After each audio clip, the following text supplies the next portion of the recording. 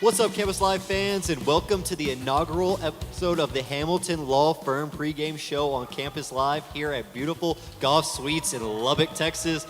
Before we get started, I want to thank Hamilton Law Firm and remind you that when you work with them, they defend you like family. They are now the official law firm of Campus Live. I also want to shout out our community partners as well that make this show possible, starting with Pink Doctor as well as Roof Master of Lubbock Lane. It's a big time for Campus Live, and we're proud to have Hamilton Law Firm join us. And we're going to have a great show today. How you doing? I'm doing great, Logan. You know, this is what you play for all season long to get here to the national championship. This is, like they say, the granddaddy of them all, the final game of the year. It's been a great season, and we got a great show lined up for you guys, and what should be one of the best games of the year with Indiana and Miami. Yeah, it's going to be a great one, as we are just over an hour and 20 minutes away from kickoff in Miami Gardens, which is actually a home game for Miami tonight. Crazy to think about here in the college football playoff. But before we get into that, we're going to recap the semifinals and how these teams got to where they were going, where they're at. If you want to start off with the Canes and the Rebels. Yeah, you know, this game, this Ole Miss Miami game, this might have been one of the best games, one of the best playoff games we've ever seen ever since this started. You know, Carson Beck leading them down the field at the very end of the game, running the ball in from about 10 yards away, got that rushing touchdown, put Miami up with about 17 seconds left, and then the way that Trinidad Cham was battled and just brought his Ole Miss team back, because they really struggled for about 3/4 of that game, and then Miami had dominated really in every facet and really just hadn't made that last punch to knock Ole Miss out, and Ole Miss came firing back in that fourth quarter. What a game it was, Logan, and it was just so impressive, in my opinion, to see what Carson Beck not only was doing with his arm but with his legs. I thought that was one of his most complete games he's ever had as a collegiate quarterback. And also Miami's defense. You know, in the first 3/4 of that game, they completely stifled Ole Miss's offense. I thought, in the fourth quarter, obviously Trinidad got it going, but he's one of the best players in the country. It's kind of hard to stop that guy for a full 4 quarters. But Miami, their defense, they played an amazing first 3/4 of that game, and it's going to be really interesting to see how they perform today, Logan. Yeah, it's going to be interesting because obviously they're going up against an elite Indiana offense that we're going to talk about here in a little bit. But yeah, like you were talking about, the way that Miami was able to dominate the game, they get punched in the mouth by Trinidad in the fourth quarter and be able to come back and drive down the field and obviously put out the knockout punch. And, Carson Beck, like you said, what he has came and overcome, coming from Georgia, coming over, did not play well against Texas A&M, has slowly found his footing, and he had arguably his best postseason game that I've seen him play against Ole Miss to get them to now a national championship and putting Miami back where they thought they belonged. And, getting these transfer quarterbacks, you never know what you're going to get. But they're 2 for 2 hitting on their quarterbacks, and, they might have their next one on the way in some tampering, but we won't talk about that today. But I want to give credit to where credit is due with Ole Miss. Like, they were able to continually chip away at that Miami defense and that pass rush that is elite. They got after them. They caused a lot of trouble. The front, they stopped, outside of that big run from Kewan Lacey, which actually took him out for a couple of quarters, and he was never the same. But besides that, they really held him in check up until that end. Only 121 rushing yards for Miami, or for Ole Miss. Yeah, that sounds like a lot, but they are used to, Kewan Lacey's used to put up that by himself. But Trinidad Chambliss, if he is able to get that extra year, is arguably the Heisman favorite heading into next season.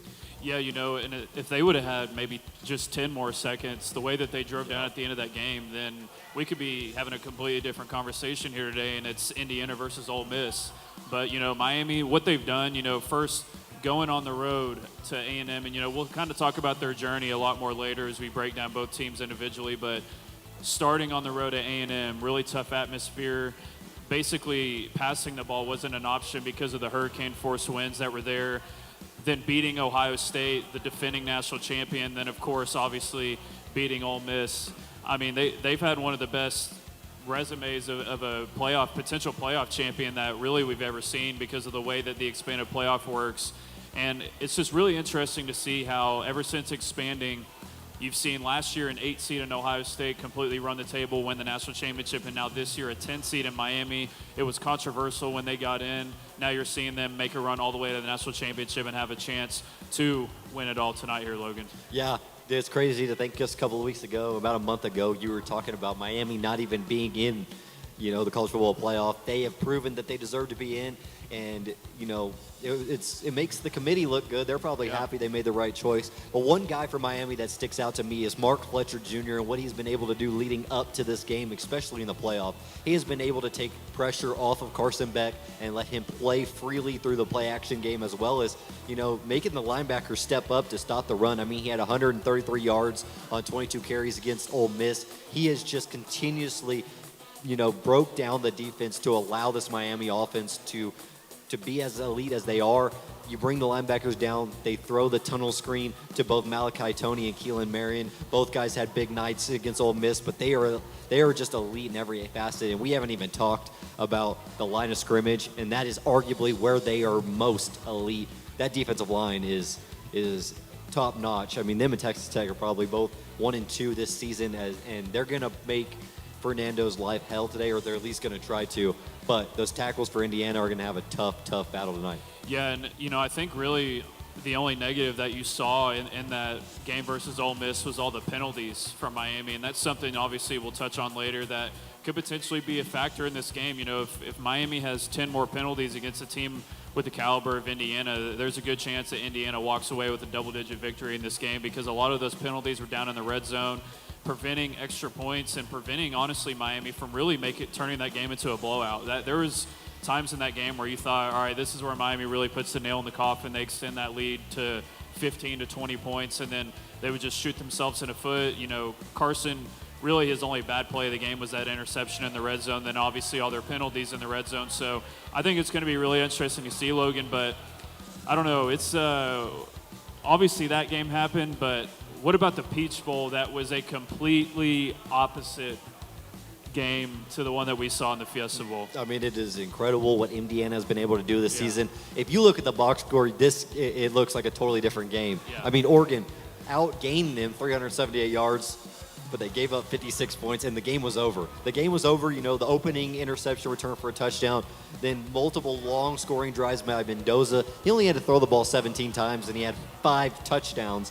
I mean, this guy is elite, and he doesn't have to do it all. I think that's what kind of changes, the impact with some other teams that you see across the country. Ty Simpson, for example, had to do it all. He has everything around him, and he is elite. So it's a match made in heaven, and then you have arguably the best coach in college football in Kirk Cignetti. Yeah, and literally like you said, first play of the game, D'Angelo Pons gets a pick six. That's kind of been what Indiana really thrives on. Earlier on in the season, whenever they went up to Oregon, they forced Dante to have 2 interceptions in that game, and that ended up being the reason why they won. Whenever they played Ohio State, they turned them over in that game as well. They ended up winning in a defensive battle. Indiana's won in so many different ways this year. They have one of the best offenses in the country, arguably the best, led by their Heisman candidate, our Heisman Trophy winner in Fernando Mendoza, and then obviously one of the best defenses in the country. And you saw that versus Oregon. Dante really, he couldn't do anything. And whenever they would do something, you saw Oregon shoot themselves in the foot, especially in their own half. I think that's why you saw this game, the lead expand so quickly. They were turning it over on their own end, and then obviously a pick six doesn't help. But if you make mistakes like that versus Indiana, they're going to take advantage of you, especially the way that Kirk Cignetti coaches. He's a very opportunistic head coach. That's why they win all their games. That's why he's 26-2 in his first 2 seasons at one of the historically worst programs in the history of college football. And you saw that happen in this game. It was 56-7 in the third quarter at one point.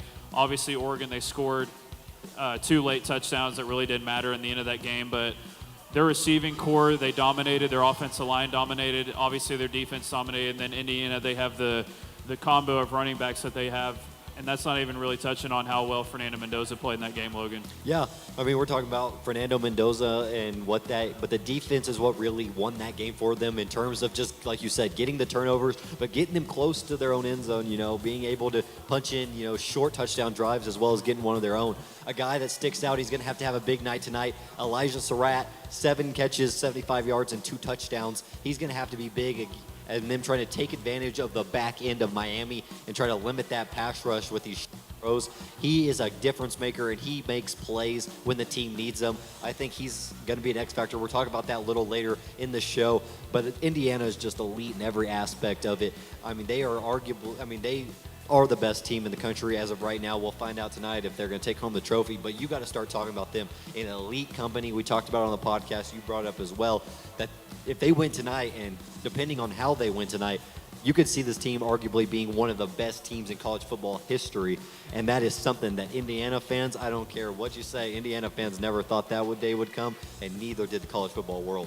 Yeah, I saw a stat earlier today that their average margin of victory throughout this whole entire season is 28 points. If they go 16-0, they'd be the first team ever to go 16-0. We'll touch on that a little bit later, but like Logan said, you might have to put them in some rare air. They might be one of the top 5 teams in the history of this sport. If they have a similar outcome to what happened in the Peach Bowl, say they win this game 42-14 or something like that, this Indiana team, I mean, you really could put them up against some of the best because they have the resume to back it up, and no other team can claim that they went 16-0. Obviously know that the playoffs have expanded since then, but the first team to ever do that, they're going to have that stake to claim, and it should be really interesting to see, Logan. And they're reloading. I mean, we'll talk about that, when the season's over, but they arguably have one of, if not the best transfer class coming in. This team is here to stay, and as long as Signetti's there, they're going to be elite. Absolutely. And that'll wrap things up here for our first segment of the Hamilton Law Firm pregame show on Campus Live. Again, thank you to Hamilton Law Firm as well as GolfSuites, Paint Doctor, and Roof Master of Lubbock for their support and being able to make this show possible. Make sure you stay tuned.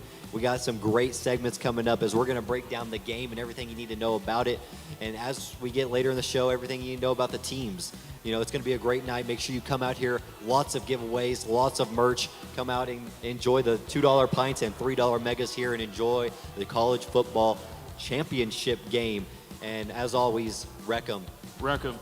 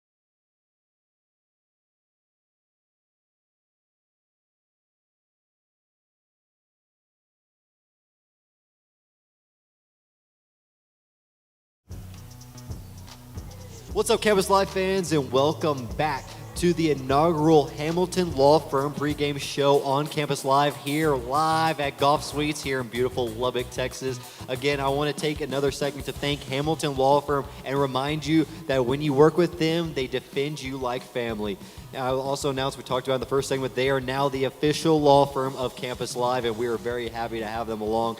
And we also want to thank our community partners as well that make this show possible, Paint Doctor as well as Roof Master of Lubbock. We got a great show. We already have the first segment down, but we're going to break down everything you need to know about the game today. Lane, what do you got?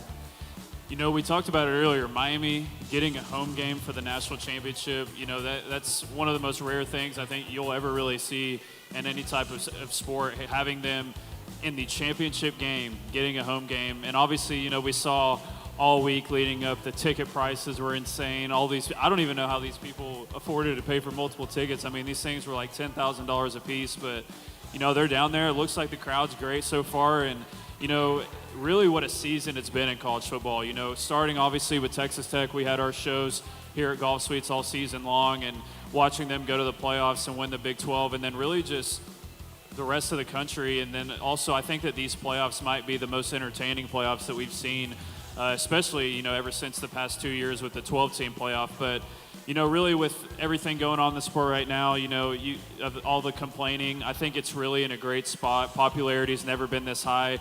And tonight, it might be one of the most highest watched national championships in the history of the sport. And I think that we are going to have ourselves a great game here tonight, Logan, and it should be really interesting to see, as Indiana is about a 7.5-point favorite tonight. Yeah, like you talked about the ticket prices, we're just talking a second ago. Tickets right now, there's only 140 listings. The cheapest ticket to get into the game right now, an hour before kickoff, $3,400 to get into the game. That is outrageous. And, you know, they're showing highlights right here on the board behind us of Michael Irvin, or the honorary coach for Miami this year. And you know, you see how much it means to the alumni of Miami who had been there and seen the success and have lived through, you know, they haven't had much success in, you know, quite a while, being able to get back here through the NIL era and being able to pick the right pieces and to get back to where they are. It's just, like you said, it's college football and it's in the right form. Like, this is what they were expecting NIL to look like. Yeah, there's some crazy numbers that get thrown out all the time, but you see teams like this, two elite teams, polar opposites. You see an Indiana team that didn't pay top dollar to get here, and then Miami, who did pay top dollar, and they're both here. It didn't ruin the competitiveness of college football. It just made it more competitive, and I think it's in a great spot, like you said. But in the game itself, it is a stylistic, two different styles. You're looking at the trenches against just everything. I mean, they are a full-formed team and bought in to Kirk Cinnetti's vision. It's going to be a great game. Both teams are elite in what they do, and I can't wait to watch it. Yeah, I think, you know, you made a great point about how stylistically these programs are polar opposites, and I think what really the transfer portal and NIL have done have equaled out the playing field so much that you're seeing, you know, Miami really hasn't been relevant since the early 2000s, and then Indiana, frankly, they've never been relevant. And seeing them both come to relevancy, be in this championship game, I think it just speaks to how competitive the sport is right now. I think it's really amazing to see, and I think that what tonight you're going to see are two teams, like Logan said, equally matched, and a team really in Miami that has been led by their defense all year long, and Indiana has been too, but I think it's fair to say Indiana's offense is one of probably the best in the whole entire country. But Miami, led by Ruben Bain, led by Mesidor, led by Moten on the inside in their secondary. Unfortunately tonight, Xavier Lucas is suspended for the first half. He's been one of their best defensive backs this year. But Mark Fletcher on offense, Carson Beck on that side. Mark Fletcher, he's rushed for over 100 yards in every single playoff game for this season. And I think Carson Beck right now, too, might be playing the best that he has played in his whole entire collegiate career. And he has some outstanding receivers on the outside. Malachi Toney, only 18 years old, barely just turned 18, with Keelan Berrien and C.J. Daniels. They have a great trio. It's I think Miami, they really have a potent team, but obviously don't count out Indiana. Oh, no. Indiana, like we're talking about the whole time. But I think that the matchup we're going to look at today, is Indiana's defense versus Miami's offense. We know what Miami's going to give you on the defensive side of the football. The way they're going to stop Indiana is by getting after Fernando Mendoza and stopping Mark Fletcher with the interior defenders that they have up front and the big bodies as well. But on the opposite side of things, the sure size of Miami versus, some of the smaller interior defenders that Indiana has, a lot quicker than what they have seen leading up to this. But you see the contrast. Oregon, Bear Alexander, big guy up front, likes to clog multiple holes. Indiana will not have that same sure physical specimen up front, but they make ways to get their guys in and be able to penetrate. I think that's something that I really want to look out for in the run game with Roman Hemby and some of those other guys trying to penetrate. I think it's just going to be, a huge, like we're saying, stylistically a problem for both teams. They both have problems with each other. I think it's just going to be a fun one. Yeah, I think, really when you're looking at this game, really what we're talking, I think that this game is really going to come down to the trenches. And, really touching on Indiana, obviously they haven't had any trouble so far, but they did lose both of their edge rushers in Stephon Daly and and their other edge rusher that we'll touch on later in the injury report in this segment. But really, I think it's pretty simple. If Miami plays better in the trenches than Indiana does in this game, I think that this game is going to be really close. If they dominate in the trenches, you're going to see another blowout. I think that's really what you saw against Oregon. They dominated in the trenches, and they made that game uncompetitive. And really, Miami versus Ole Miss in the first 3 quarters, like we talked about earlier, they dominated Ole Miss. And I think that tonight, that's where the battle's going to be. And I think also adding on to that, I think it's going to be really interesting to see how Indiana attacks Miami's secondary. They are going to get a few pieces back from injury this week. Obviously, championship game, never know really how healthy those guys are. But not having Xavier Lucas, who has been a key player in these playoffs and really this season for them, I think that could be one of the key factors in this game, seeing how Indiana and their amazing passing attack attacks Miami's potentially hurt secondary. Yeah, and the quarterback matchup, we've talked about it a lot, is another one that you can stand out. The experience of Carson Beck in big games, will that play a huge factor in this game today? We have yet to find out. And as Fernando Mendoza he's played, but he hasn't been in a competitive game in this kind of atmosphere. Leading up to the playoffs, blowouts in both games. How does he handle that end of the game? We've seen it against Penn State. He did come through. This is a totally different stage, and it's technically a road game in all things, in every aspect, as Miami's going to have probably 75% of that crowd in their home stadium.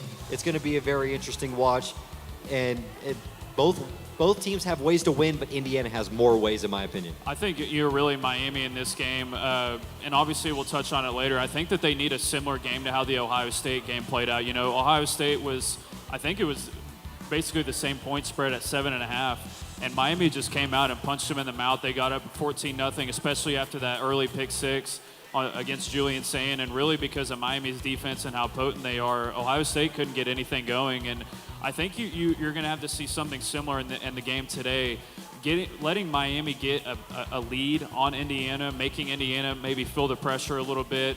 They haven't been down much at all this year, Logan. I'd like to see how many minutes they've been behind this year. It can't be that many. So getting Indiana uncomfortable in this game, I think, is going to be key for Miami. And then obviously on the other side for Indiana, I think it's really just, once again, about dominating the trenches, even though they may be undersized. Yeah, if Indiana is who they've been all year and who they've been all through the playoffs, this game is not going to be close.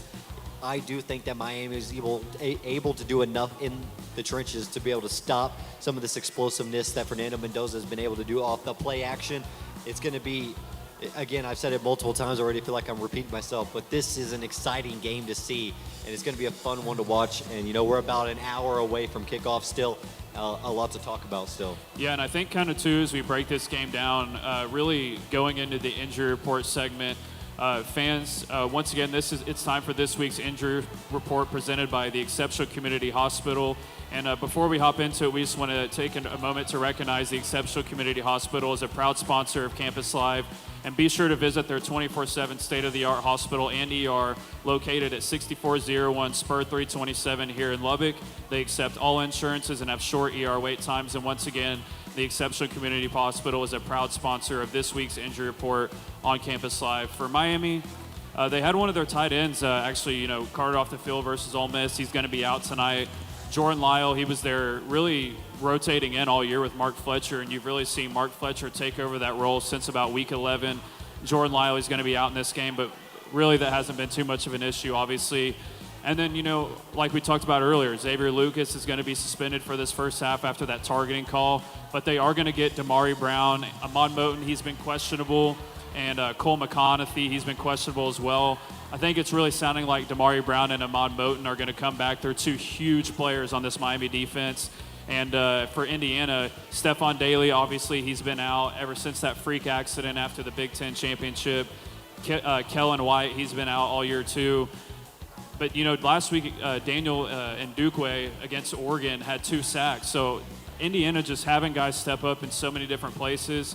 I think it's going to be really interesting to see how they balance that out tonight with what should be one of the best games of the year. Yeah, I think the one that sticks out to me for Miami is Ahmad Moten. We saw him, go out there early in the game, immediately went down with that ankle. He's been, been hurting him for a while now. He did play most of the game, throughout the rest of the game, so he will play, obviously. But, I mean, you're at the point now, like you said a minute ago, injuries, this is the game everybody's been waiting for. If you can play, they're going to play. They're going to give it their all. I mean, Stephon Daly, man, that poor incident that he had, especially with the way this team was trending. If they had him, that was just another piece, to this Indiana team but they have replaced him really well. And, the depth that they have at every position has shown throughout this playoffs as they have had injuries in and out of the lineup.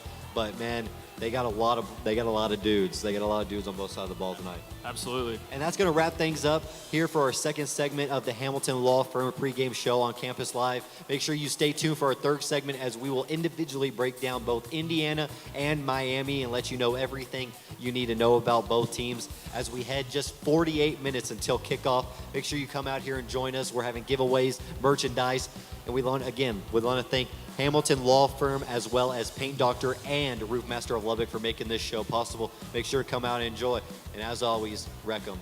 Wreck 'em.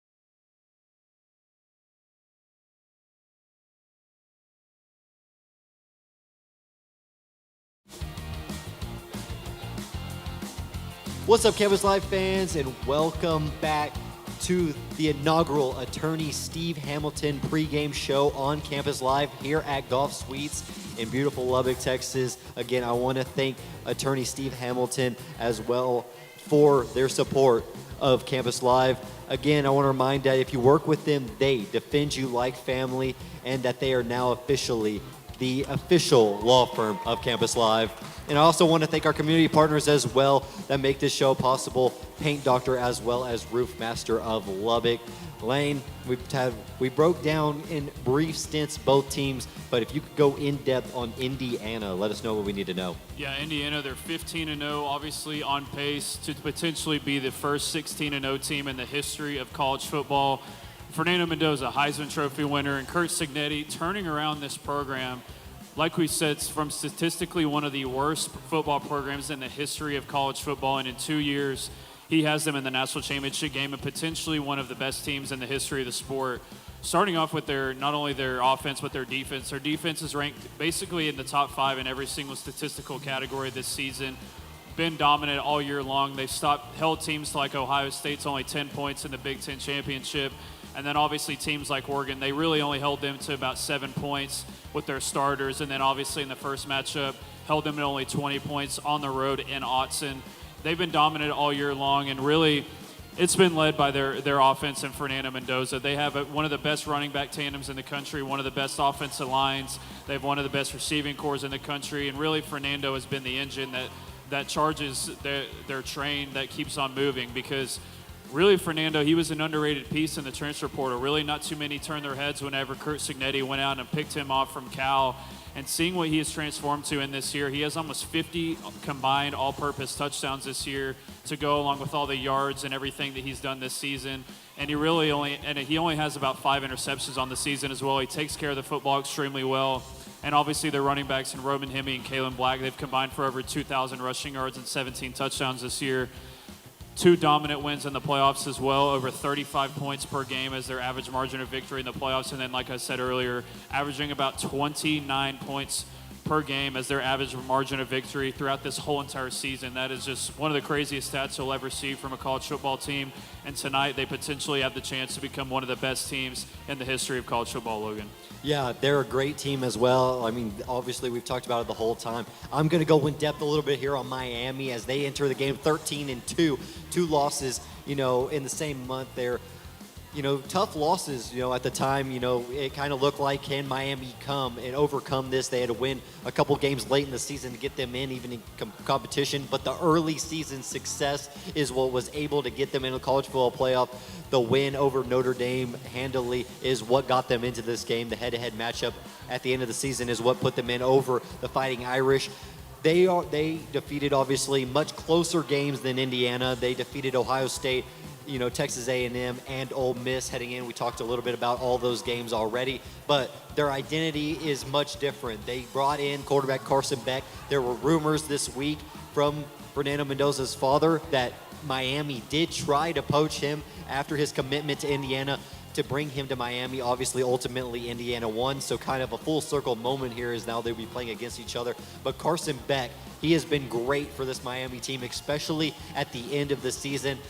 Heading into the postseason play, he's been great outside of, the windstorm that was the Texas A&M game. And then their run game. Mark Fletcher Jr.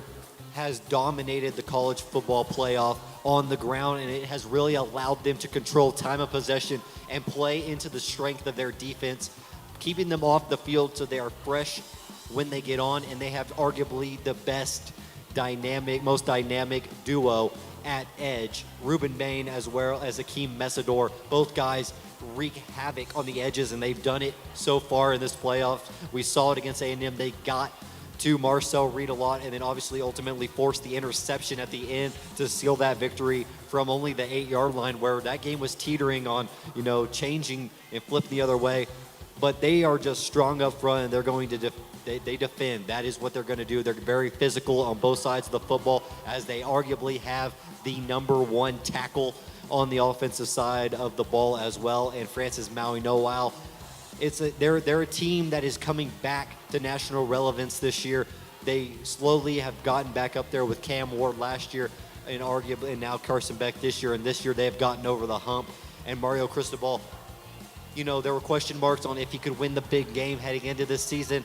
He last year lost a couple games, took them out of contention late in the season, but they have a stout team, and they can compete with anyone in the country, and we've seen that as now they will be taking on Indiana for a chance to win a national championship, something they have not done since the early 2000s. Yeah, Mario Cristobal, really was such a big part of the Miami dominance for so many years in the 80s and then the early 2000s.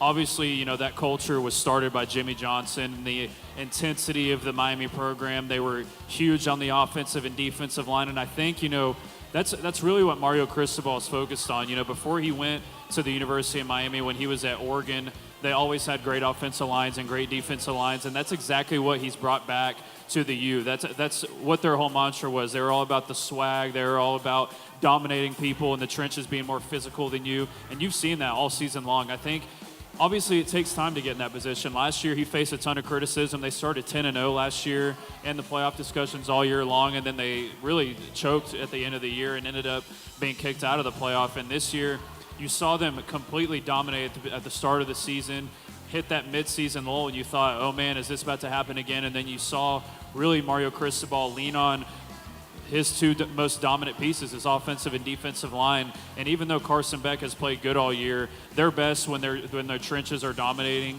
where Carson doesn't have to do too much and think too much. Whenever he thinks too much, that's when you see those games like at Louisville, 4 interceptions, or the SMU game when I think he had 3 interceptions in that game as well. Really, it's just been, I think, Miami, whenever they're good, they're one of the coolest programs, I think, to watch in college football.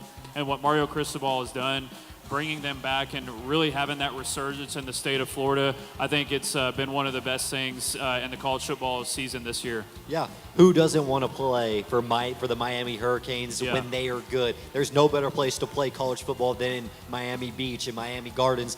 Being able to play in the NFL stadium every home game, the national recognition. We've seen it all through the pregame broadcast as well as previous games. Ed Reed, Michael Irvin, Ray Lewis walking up and saying, and the Ole Miss taking the ball, he said they want it. Like they want, they want your best shot. Being able to have those Hall of Fame caliber guys. We're not even talking about, Clinton Portis, one of the best running backs in college football history. These guys that have just dominated that era of, like you talked about, the Jimmy Johnson heading into the early 2000s, where they were just dominant. Every year you knew that Miami was at the top echelon. And I think what's different this year now is that this team wants to win the ugly game. Yeah. They want to make the game ugly and physical, lower scoring game, because we've seen it. They can win a shootout. We saw it last week with Ole Miss, ended up turning into a shootout. But the 3 win at A&M, you saw them hold Ohio State pretty much non-existent, only 14 points allowed, and they want that game ugly. They're going to try to turn this game into an ugly one and be able to run the ball on the ground with arguably the best running back that was in the playoffs this year in Mark Fletcher Jr. Yeah, I think it's just so interesting. We've touched on it multiple times, just the difference in these programs, like how different they are.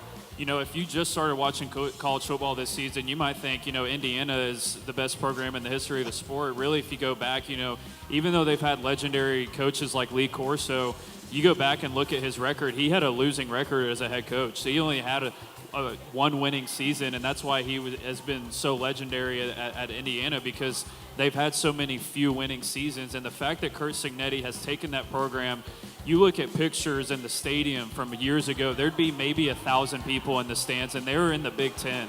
They were 2-10, they were 1-11. They had one okay season when Michael Penix was there, and then he transfers. Basically, that whole team leaves and goes to Washington with Kalen DeBoer.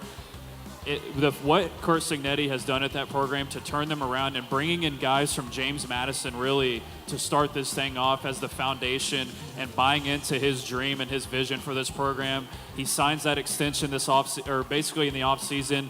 He denies the Penn State job. Who knows what other jobs he denied as well. Seeing what he has done for this Indiana program, it's just so impressive. And what they've done, and arguably the best conference in all of college football, just in 2 years, being 26-2 and having that chance tonight to make history and be 16-0. It's one of the best stories literally in the history of this sport if they finish this season undefeated tonight, Logan. Yeah, there was a graphic here earlier, again, the TV right behind us as well. Indiana nationally in their history, over 700 losses in their program history. Miami only just over 300. Yeah. That tells you the difference in what they are. I mean, Indiana has over double the amount of losses that Miami has had in their history. I mean, there is some there. This is not what was supposed. This is not what was supposed to happen 10 years ago. If you asked someone 10 years ago who the two teams in the national championship would be in 2026, neither one of these programs would have been on the list. It would have been Alabama, Georgia, you know, these high. I mean, we saw it multiple years in a row, the Alabamas, the Ohio States, the Oregons. But you get two teams here that, you know, have just built their way up in totally different ways. We've talked about it multiple times already. Stylistically, they've found ways to win in completely different marks. There has been a lot of conversation about in the college football playoff getting rid of the mid-majors, the group of fives.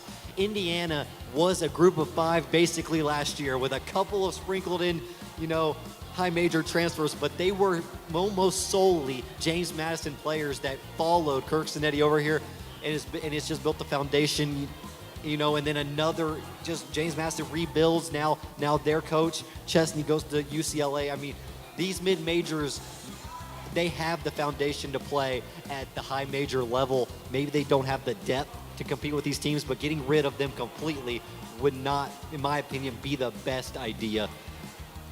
Yeah, and I think people forget too that Miami for a very long time, really before, you know, Mark Richt went there and when Manny Diaz was there for a few years, when they were decent, you know, but before then, I mean, there were years when they were barely winning 4 games. Like, that's how bad this Miami program had turned into. And they're obviously one of the most storied programs in the history of the sport. You would consider them one of the 10 to 15 blue bloods in this sport.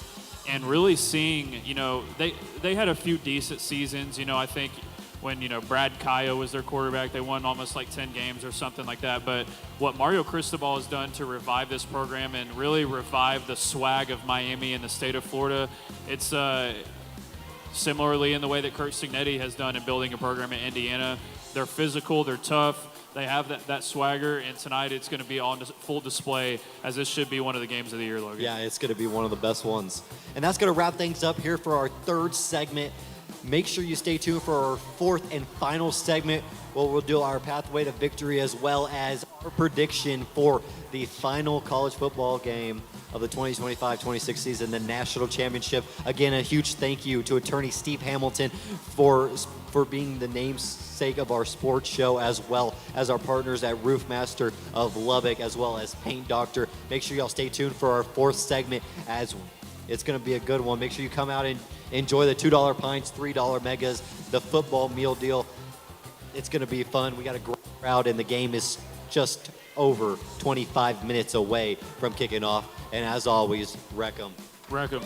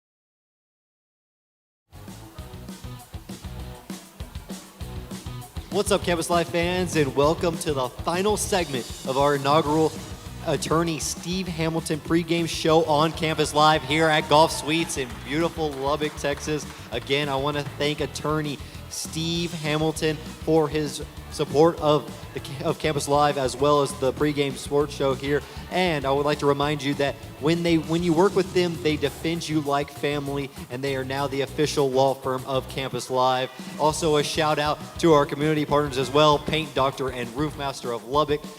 Lane, we just saw on there, Yeah. I'm not sure, I didn't see what Pat said, but at least three out of the four, Miami. They took Miami. That's something I didn't think I would be seeing today. I didn't either, and seeing Nick Saban and Marcus Freeman both pick Miami, maybe they know something we don't in this game. But I think that's kind of a perfect segue into our paving the way to victory segment.